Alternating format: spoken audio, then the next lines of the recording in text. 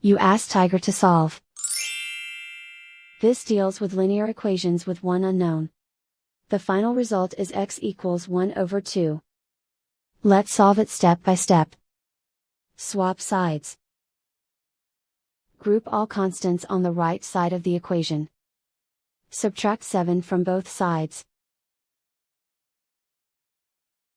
Group like terms. Simplify the arithmetic.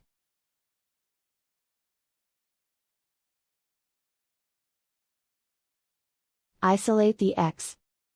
Divide both sides by 12.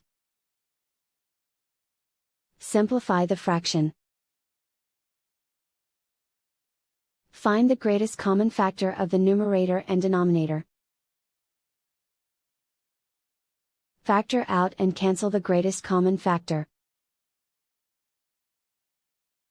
And so the final result is x equals 1 over 2.